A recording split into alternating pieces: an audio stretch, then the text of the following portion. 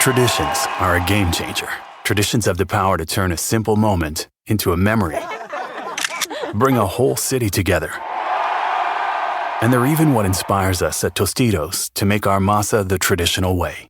Starting with whole corn kernels. No artificial flavors, colors, or preservatives. We craft our chips for whatever your tradition is. Tostitos. Tradition matters. Official chip and dip sponsor of the NFL. 911, what is your emergency? Get off the field!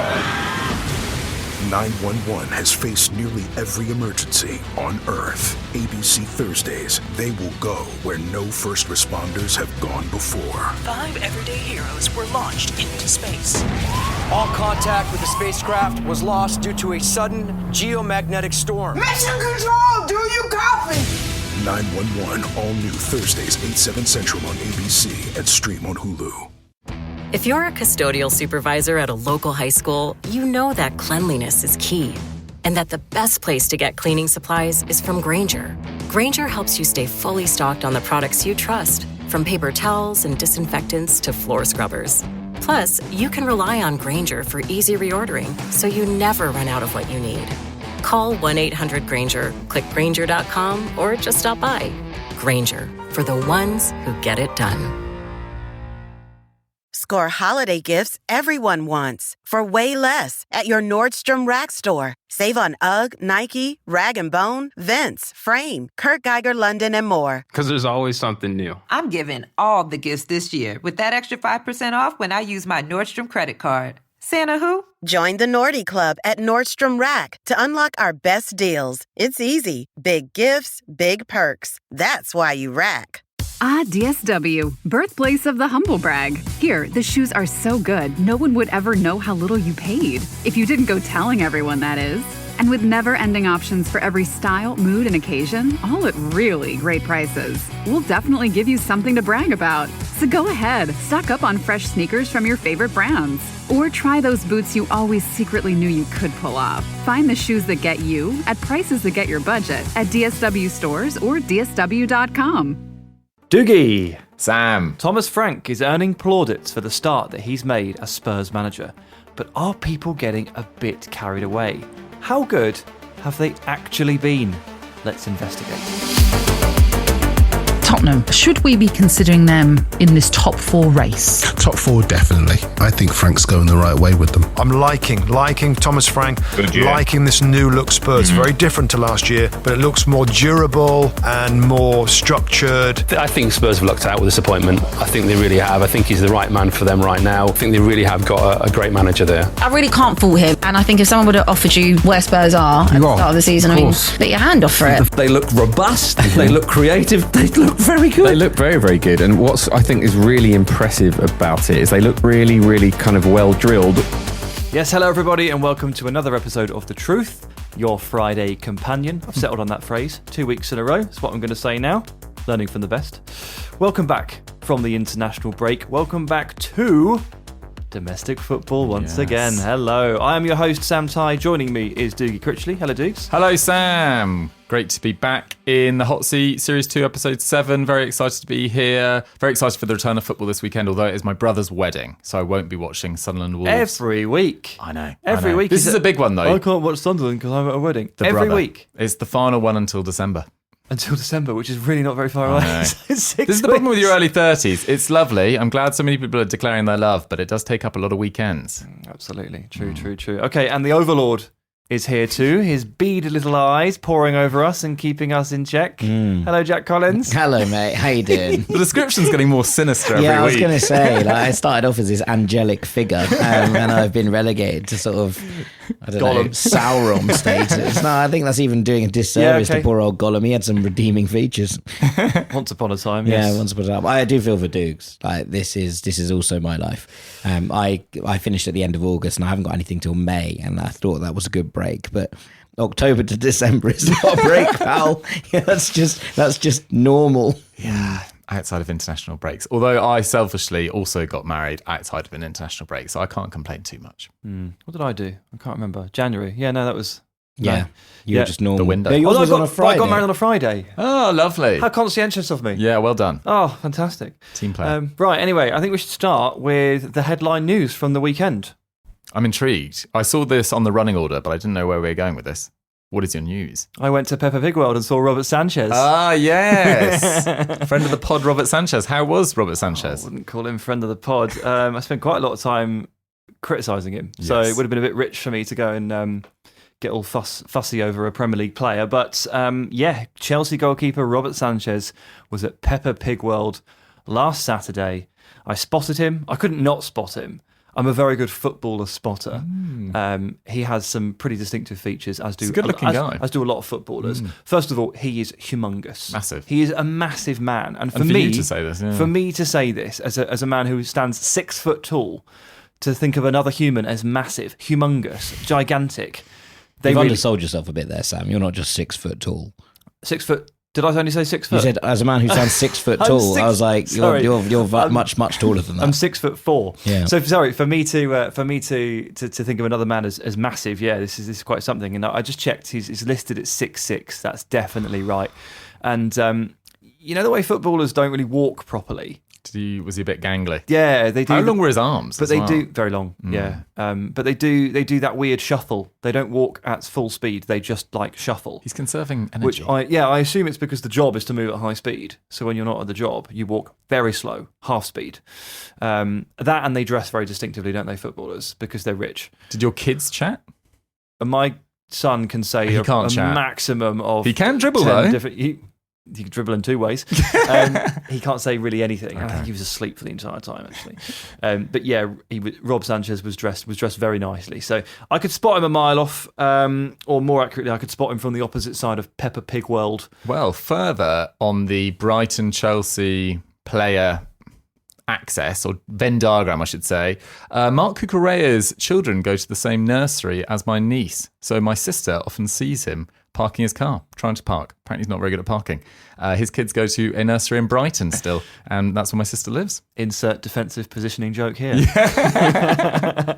Very good. Anyway, if you're listening, Rob, hello again. I did kind of shout it at him as I walked past. Hi, Rob! And he kind of looked a bit surprised, but said hi back. And the lady walking next to me was my wife's sister, and she was like, "What are you doing? Who was that?" Rob's also very matey. Yeah, well, me and Rob, we go way back since Saturday. But there you go. Right, anyway, that's the big news. Now let's talk about Spurs, and more specifically Thomas Frank. I chose this topic. You did. I'd say it's probably a 70-30 split on Dougie picking the topics here in the 70 and me on the 30. So I like to crow when I've come up with an idea because it's not that often. But I came up with this one. And the reason I came up with it is thus. A couple of my friends in the last week or so have texted me or texted in the group to say, Thomas Frank's doing a really good job at Spurs. And one said, and I quote, "He's killing it." And this observation jarred with me a little bit because I didn't really agree just based on what I was watching. And I feel a bit unmoved by the job he's doing. I'm not necessarily a detractor. I'm not going to sit here and criticise him all evening, but I'm unmoved by the job he's done. And yet some people are really impressed. I go on social media, I see Tottenham fans who are not that happy with the football that they are being served up. So it's not hard to find fans of the club who are dissatisfied and may share my point of view. And yet you look at the table and you look at the points and they seem to be doing pretty well. Results undoubtedly quite good, right?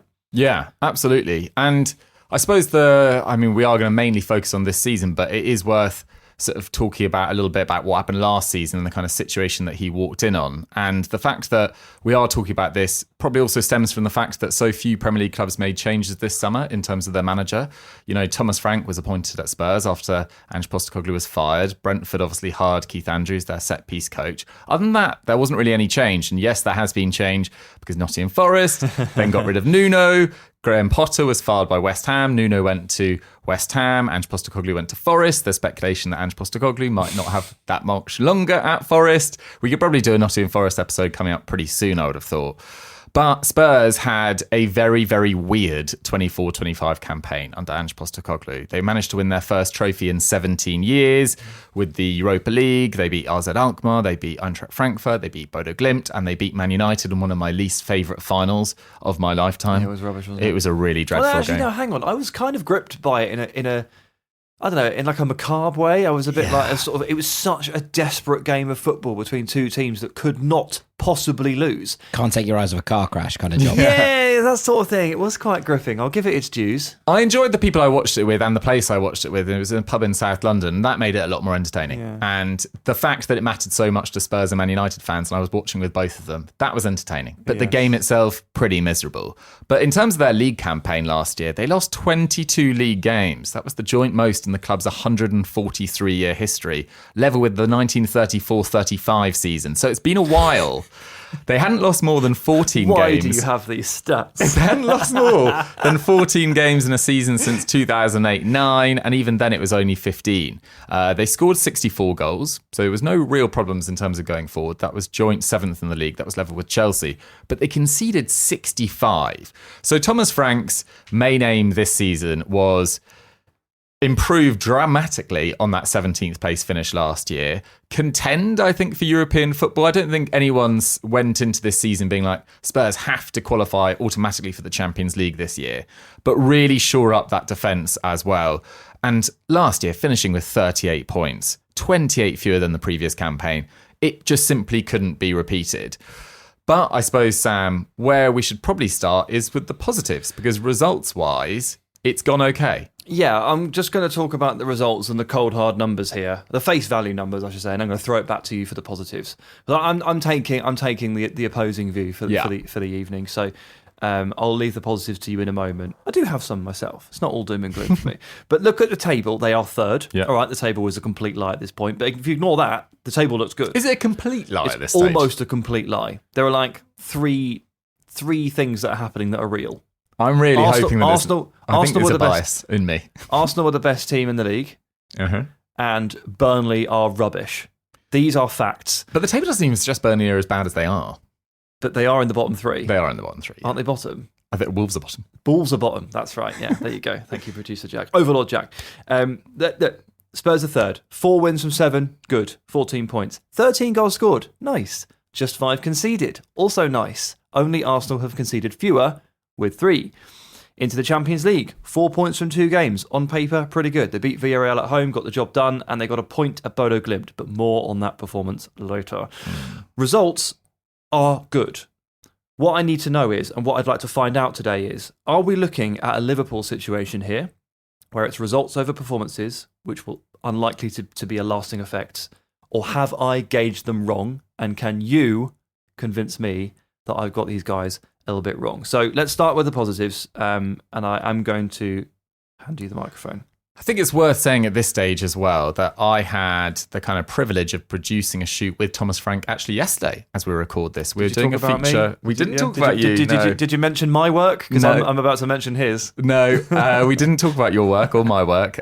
We were with James Alcott and we were doing a tactical run through of his work at Spurs. We did it with him at Brentford at the end of last season. He was super engaging and he went through on a tactics board, everything that was unique about Brentford. I did watch this last year. Oh, good. Well, we did a similar sort of concept at Spurs yesterday, and it was fascinating seeing his kind of mood and how he assessed the opening few weeks of the season, and he was pretty candid about the whole thing, suggesting that there have been long parts of games they haven't played anywhere near their best, that he realises that results have maybe slightly flattered them at this times. is great. This is great content. I'm loving this. But he was extremely confident that things would improve pretty dramatically. And I think it is worth touching on the fact that they've played so far this season without Kulusevski, without James Maddison, without Yves Bissouma, debatable about whether that's a big issue for them. Dominic Solanke's also been out as well. But Maddison was directly involved in their joint most league goals last season. Kulusevski was 5th for league goals and assists. But you know with Kulusevski, sometimes the numbers don't tell the whole story. He is actually one of my favourite players in the entire league, Kulusevski, when he's on form, particularly against Man City. It's always against Man City. He is absolutely brilliant to watch. And there's also been a substantial change within the club in his early few weeks of the season. On the 4th of September, it was announced that Daniel Levy would be leaving the club after 25 years. Supposedly, most reports are that Joe Lewis, Spurs' owner, and his family thought it was time for a change. The kind of wording of the statement was that Daniel Levy had stepped down. Supposedly, it was kind of step down or he'll be pushed. And effectively, they had made a few changes to the hierarchy above him in the last year or so. And it's a massive change because Daniel Levy has been very, very successful on a business side with Spurs. They have built this amazing stadium, this training ground that I was at yesterday. They have gone from a club worth £80 million when he took over, and some of this is inflation, but they are now currently valued at £4 billion. And they have competed in the upper echelons of the Premier League, despite their wages to turnover ratio being 42%, which is the lowest in the Premier League.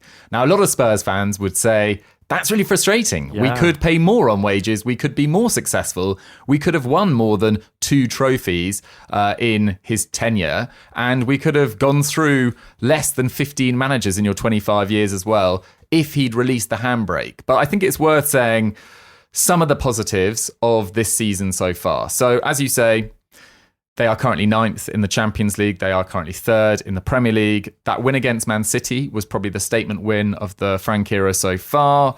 They've actually got a phenomenal record against Man City. Pep has lost 10 of his 24 matches in all competitions against Spurs. He's only won 11. I say only won 11. It's still a positive record. But Spurs, more than any other side, have caused Pep huge issues. Yeah, they have. And while it's tempting to say, well, then that's, less to do with Frank and more to do with Spurs, I always considered Son as the City killer, the Pep killer, and he's gone. So Frank did it without Son. I'm giving him the win on this one. I think that's very fair. I will say his game plan for City I thought was very good.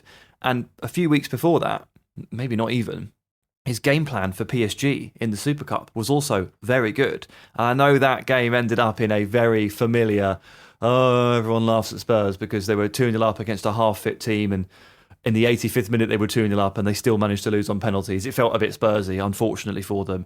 But the game plan was bang on for 85 minutes. Really, really good. Back three, Kudus up front with Richarlison.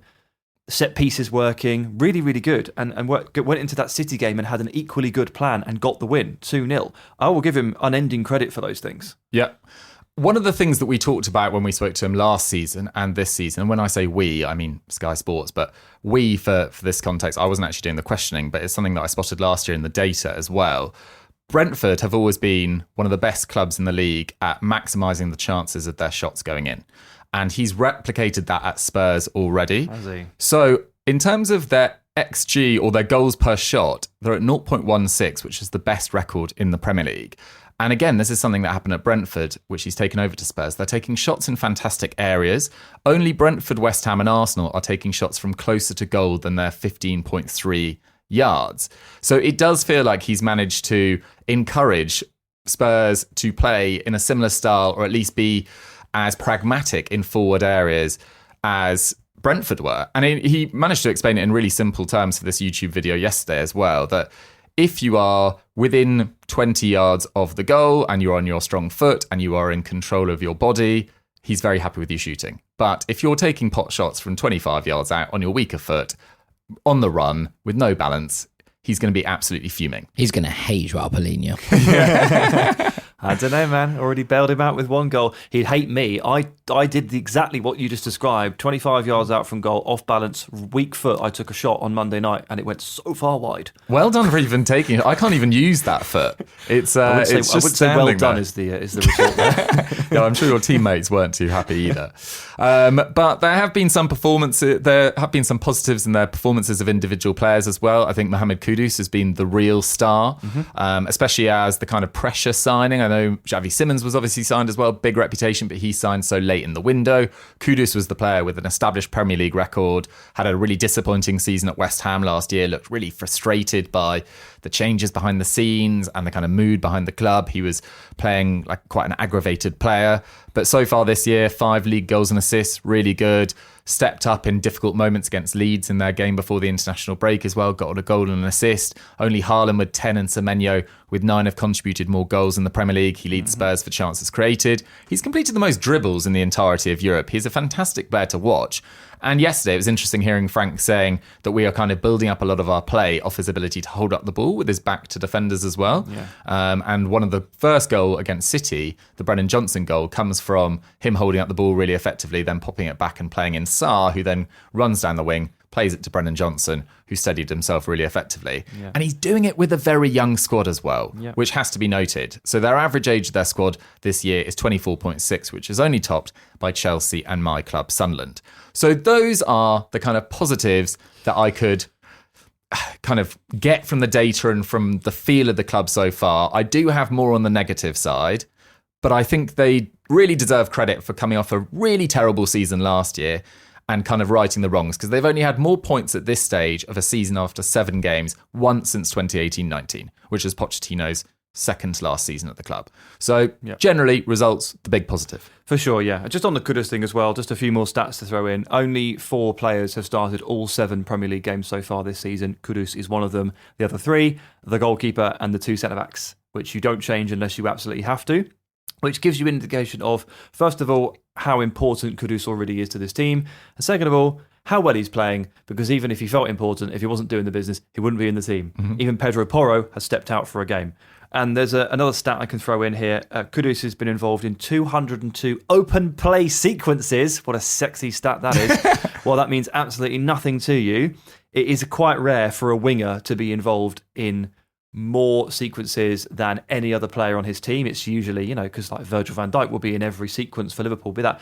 So Kudus being at the heart of it all really is cemented in the stats, and the only proper winger who is higher up in that list is Jack Grealish at 208, and we all know that Everton's tactics right now are effectively Grealish ball, and it just gives you an idea of how much play is flowing through that player. So Grealish and Kudus have a very similar warping effect on the way their teams play, which is a positive one, which is great. I've already mentioned the game plans, and just to key in a little bit more on the set pieces, this is a classic Thomas Frank thing. He always tries to find those little edges, and I think their set pieces, their stats haven't exactly popped off, but they've been pretty good. There was a very infamous picture floating around on social media in the summer because he held long throw auditions, which I think a lot of people found very funny. But I think a lot of people don't realise that you never know who's got a long throw, and you really should just line all the players up and see how far they can throw it, because there's no rhyme or reason to who can throw far and who cannot, and you'll be surprised at the results. So he's done a good job there, and the 2 goals against PSG were both from set pieces, and they gave Bodo a lot of trouble with them as well whenever they managed to get a dead ball. So for me, those are the positives from Thomas Frank so far. Negatives? Let's go for it. There have been some really bad performances. There just have. Yeah. And I think there is a tendency sometimes to get lost in these, and maybe I fully accept the fact that what I witnessed against Bodo Glimt was so horrifically bad that it has actually coloured a lot of what I'm seeing. I'm very open to that conclusion. So I wanted to make it an episode, make it a discussion. But wow, were they terrible against Bodo Glimt. And they did come out of it with a 2-2 draw. But in a way, that's quite fitting, because that's been the story for them a few times this season. Thomas Frank appears to have acknowledged it himself, and that the results have slightly flattered them a little bit. Like, really bad against Bodo Glimt, really bad against Wolves, and bailed out by a João Palhinha 94th minute equaliser. Really bad against Bournemouth, and should have lost by more than 1 goal. Mm-hmm. Really bad. 0.2 XG generated on that day, which is a statistic that will annoy Thomas Frank, because he's one of the few managers we know will actually have a look at that and reference it. I also wasn't that impressed with them against Leeds before the international break. Really not that Scrappy impressed. Game, wasn't it? It gave up 1.8 XG. Okay, not great.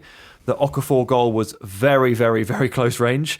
Vicario didn't cover himself in glory. Joe Rodon hit the post, and the 2 goals they scored were both deflections. So while I appreciated a lot of what those players brought to the table on the day, they were a little bit fortuitous. That is 4 or 5. That is 4 or 5 examples there of performances that I'm not particularly moved by. And they've only played about 10 games, right? So that's about half of them. And I'm not going to get into the business of discrediting wins here, but they got Burnley at home on the opening day, which is the most beautiful layup that you can possibly ask for. And they were one of the lucky few to get Graham Potter's West Ham, which will, by the end of the season, look like a genuine, bona fide treat. So, is all of this just me being too influenced by a couple of bad performances, or is there a backbone to this? And so I had a look at the stats, and as I said, the face value stats look quite good. Goals conceded, only 5. Goals scored, looking good. Points.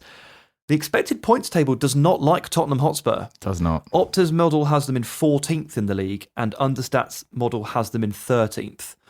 The XGA, expected goals against, is 8.7 compared to 5 actually allowed, which suggests they've been a little bit lucky in terms of how many they've conceded to. That was a bit of a monologue, so I'll bring you back in, Dougie, but you see why I'm concerned and why I'm puzzled. And when someone texts me and goes, wow, he's really killing it, and I'm like, is he? Yeah, absolutely. And I think on the attack as well, kind of a stat that really stood out to me is they've overperformed in terms of defence and their expected goals against, but they've also overperformed in their attacking sense as well.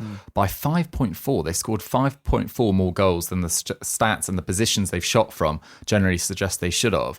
And only 2 sides in Europe have topped that, and that's Sevilla and Bayern Munich, who have been finishing exceptionally well. Bayern, I mean, everyone's seen Harry Kane this season so far. Yeah. There are only 6 sides in the division that are conceding more shots per game, which is something, again, you don't really feel like that's a very Thomas Frank sort of style, which is level with winless Wolves. And of those games that you've really already pinpointed that they didn't necessarily create enough, so 3 games they've created less than 0.8 XG, Bournemouth, Wolves and Leeds, and they took 4 points from those. You take 4 points off their tally, and yeah, they'd still be fairly comfortable. They'd be in the top half, but I think they'd be level on points with Man United, and no one would agree that Man United have had a good start to the season whatsoever. This is why I say the table's a lie, by the way. It's like the swings are, at this early stage, the swings are pretty violent. So it's not to discredit anything that anyone's done so far, but these points tallies can be a little bit finicky at this point. Yeah, and I don't think, you mentioned Bodo Glimt, I don't think they pulled up any trees in their win against Villarreal on the opening match week as well. There are only 6 sides in the entire Champions League that have created less XG in the opening 2 games. And yes, you played Villarreal, a tough game, and Bodo Glimt away, a tough game for sort of circumstance reasons as well. Yeah. But, you're in the Champions League now.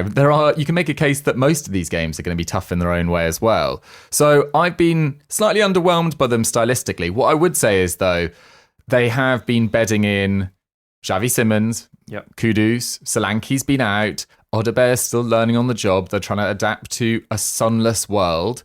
And don't say sunless world. Well, you know what I mean, though. A sun-humanless world. I loved that. That was exceptional. Great stuff. A world without suns. The idea that you could call this era of Tottenham the sunless world is just excellent. It's very fantastic. Dark again. Get that going. Yeah. And so there's just been so much change there. And I think there are some players in that forward line that are clearly more project players than ready right now. Matthias Tell, I think, has largely been pretty disappointing since joining from Bayern, especially the reputation that he had there. This was a real... Not played much though, has he? Not played that much, but still I don't think he's pulled up any trees when he has. Brennan Johnson is such a weirdly wonderful footballer in that the guy scores goals. Like, you cannot take that away from him. He scores one type of goal. He was their top scorer in all competitions last year, but the least sort of glitzy and exciting and electric player to watch, and quite an uncomfortable player to watch at points as well. So there are a lot of moving parts in that forward line. He was actually quite interesting yesterday as well. I feel like maybe I'm over talking about this one experience with him, but it is so relevant for this. He was like, we will play maybe 55 games this year. We will play 8 to 10 perfect games. And a lot of the other games will be quite ugly. They won't be everyone on point. And especially with the schedule they've got now, we've been talking about this on The Truth for the last 2 years. It's just impossible to play at your best every game. And it's about timing your runs and timing your form, etc. And he said, there are some key players in my squad that I can rely on when shit gets real, basically. And he was like, João Palhinha is absolutely essential to that, because he is a 7 out of 10 every time. And you know that he is always going to deliver on what he is good at. Winning duels, winning the ball back, intercepting, reading the game, basically leadership and sort of physical aggression. Intensity. It brings intensity. Sure. And you can also look at their goalkeeper and 2 centre-backs who are all part of the leadership group as well.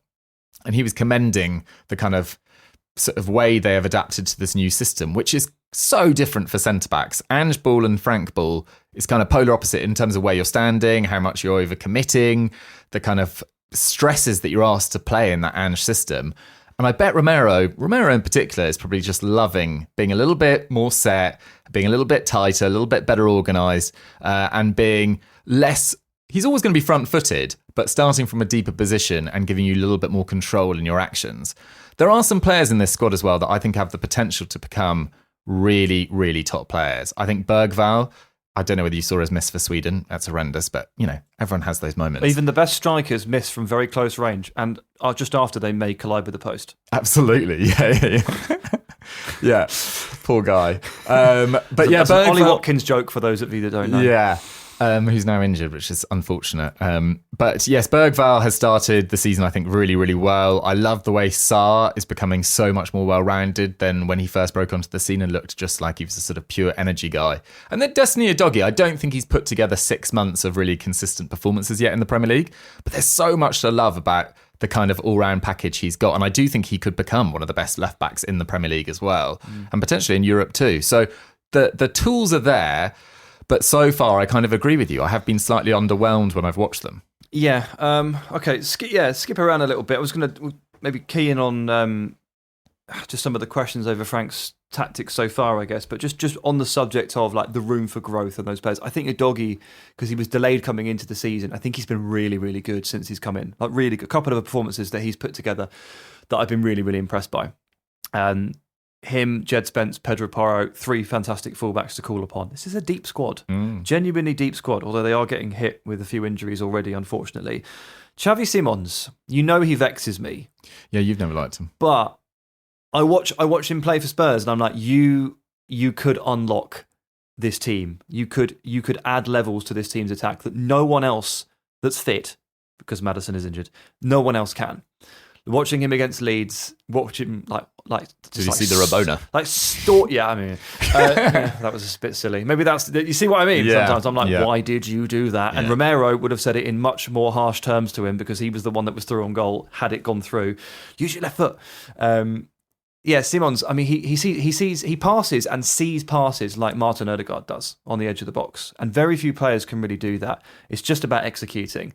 But if you've got a player like that, and he was so good at finding space in the left half space as well, he was stalking the left half space, and Leeds didn't really have an answer for it.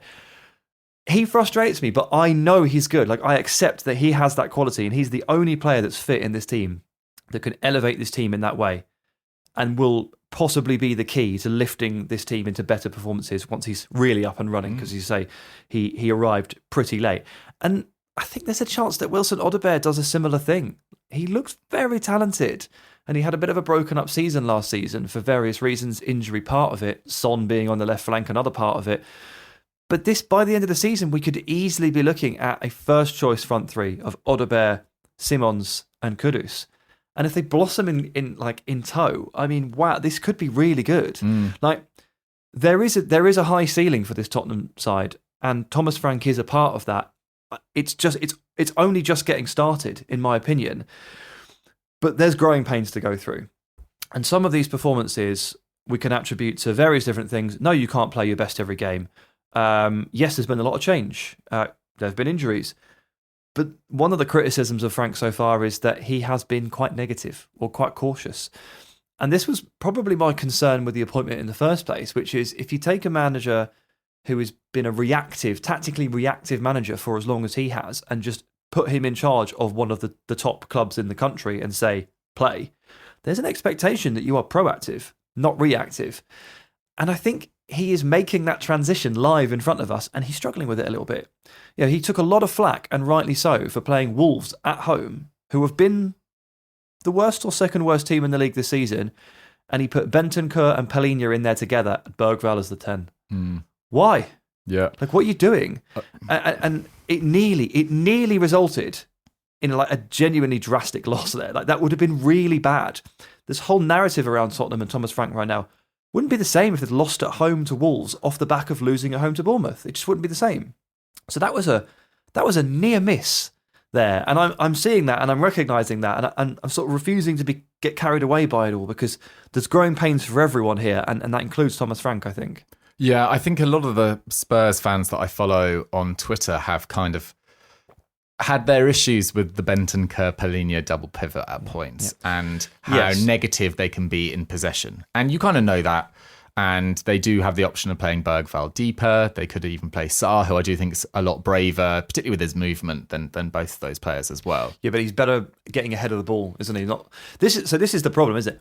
Who does Thomas Frank turn to in terms of central midfield ball progression? Like, look at the personnel that he has, And who do you actually put in instead? So Palhinha and Bentancur feels too negative, but Bentancur is probably their best progressive passer, and fans don't think he's good enough at it. Palhinha is an absolute zero in terms of progressive passing. Bergvall is a carrier. He's a terrier. He's a short-range guy. I don't think he's a progressive passer. The stats certainly seem to agree with me there. And Sarr is a let's get ahead of the ball, let's run the channels. Why didn't they sign Douglas Luiz? Dougie, where is Thomas Frank's Douglas Luiz? You know? Yeah. And so I am tempering my own criticism of this because I look at the options and I'm like, well, no wonder he needs Pedro Porro to get the ball up from the back to the front. And no wonder so much of the play is being funneled through Kudus, because where else would you go with it?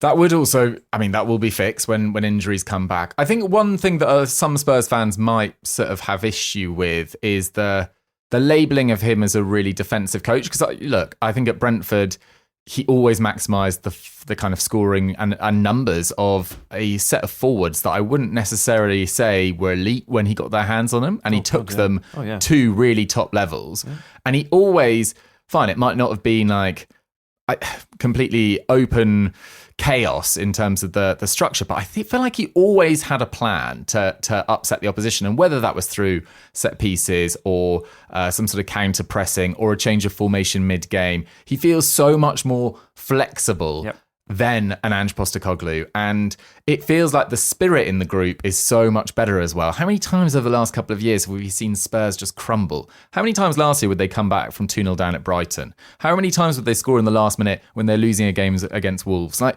it just feels like they're on the right track, and I feel like the sprinkling of better quality in forward areas and more time together, I think they could achieve something solid this season. I think they could qualify for the knockouts of the Champions League and contend for that 5th Champions League spot, which is probably what I'd expect before a ball was kicked.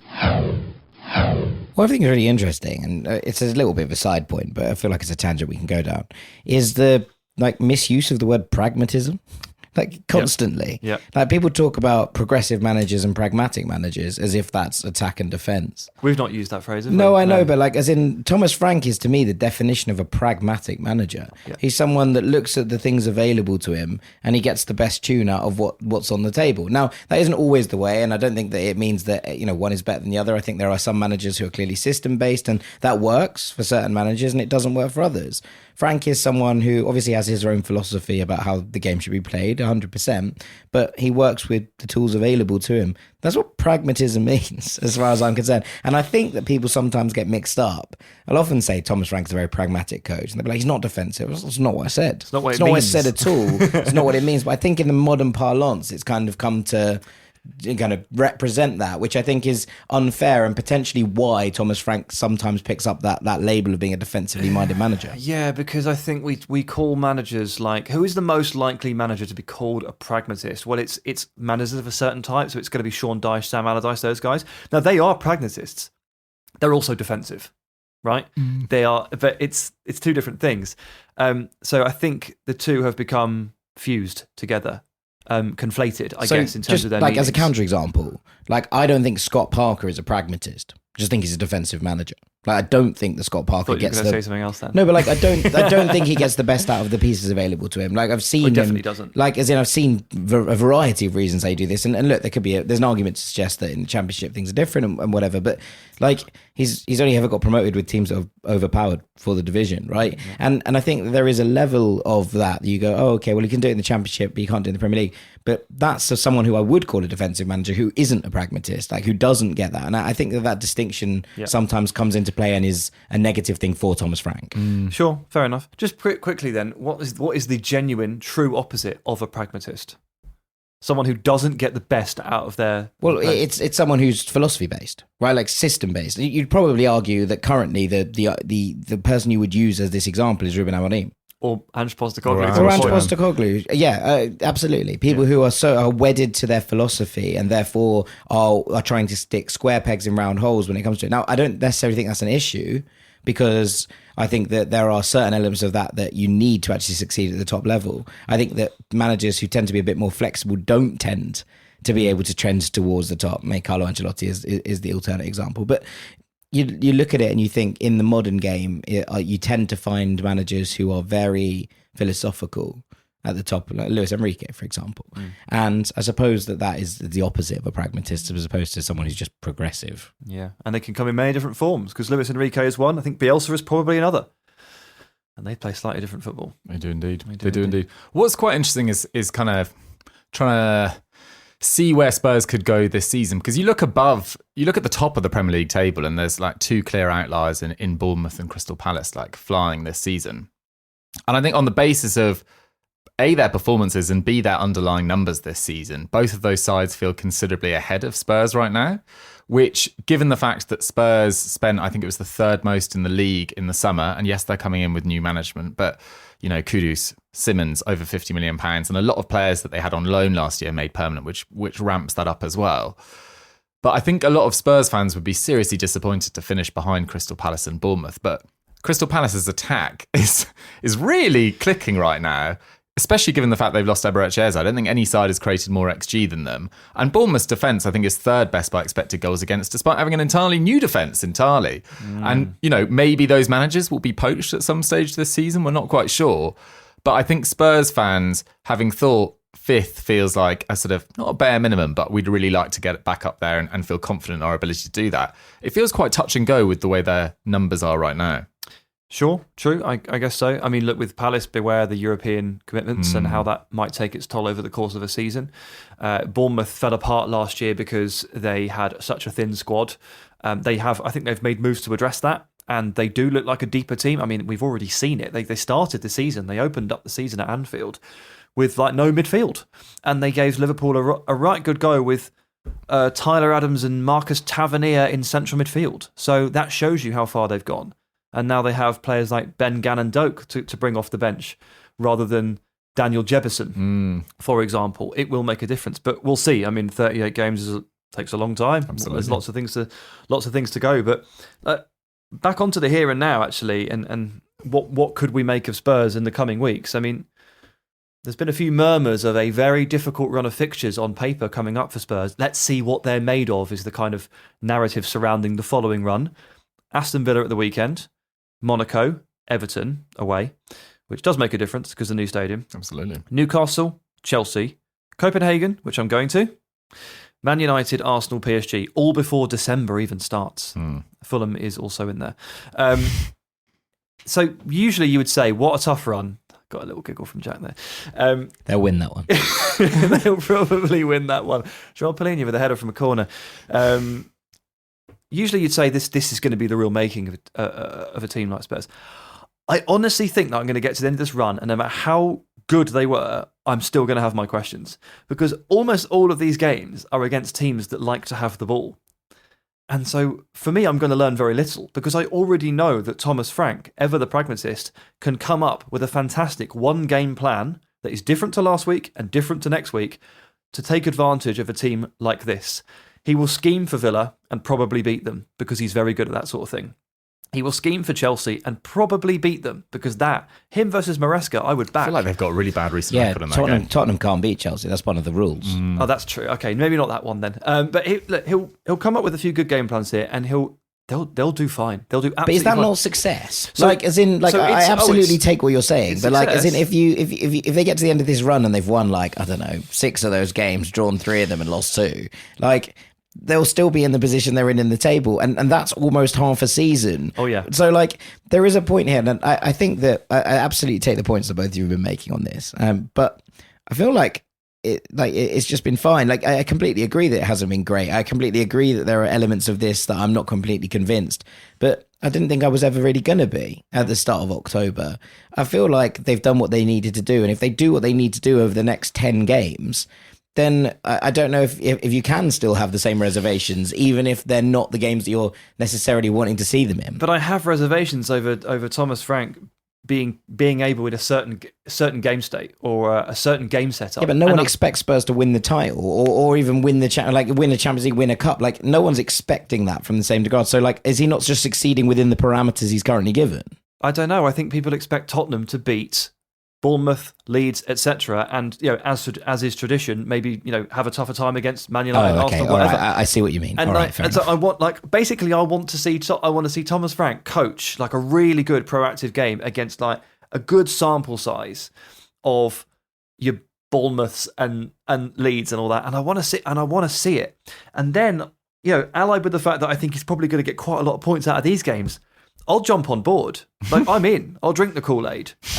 The Kool-Aid that my friends clearly are drinking based on the WhatsApp texts. But for now, I'm just holding back a little bit. Jack, I haven't sat here and criticised him so much as doubted whether or not a lot of the sort of praise that he's getting right now is 100% fully deserved. Like, is he killing it at Spurs? If you watch the games, probably not. Like, they shouldn't have as many points, they shouldn't have as many wins, they should have conceded more, and they should have scored fewer. Is it a Liverpool situation? I don't know. Like, maybe they come out of the international break and they lose 3 in a row. And then this whole thing changes again. They won't lose 3 in a row because they'll beat Villa at the weekend. But you know what I mean? It's like the whole thing changes again, just as it did with Liverpool very suddenly. Bang, last week, 3 losses in a row. What the hell?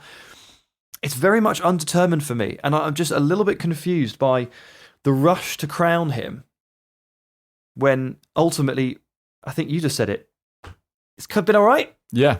But then it's been all right coming off the worst season that they've ever had domestically. True. Since, what did I say, 1934-35. Something like that, yeah. I'm with you. He was starting a really difficult season. Well, I was about to say difficult season for Spurs. In many ways, but also quite the bar easy. was on the floor, The bar was on the floor domestically. It's all over the place. But he's still got and some Spurs fans are still like, how are we getting away with this? This is outrageous. And he never played in the Champions League proper. I think he got Brøndby into the qualifiers. So this is a new challenge for him as well. They've got 4 points from those games. It was almost a free run this season, and he's got a side into the top 4, not playing particularly well, who have just lost the kind of off-the-pitch totem and most divisive figure as well of their last 25 years that took up so much airspace and debate. And he's done so without 2 of their best attacking players, and they've probably lost, some Spurs fans would say, the best player of their last 10, 15 years in Son.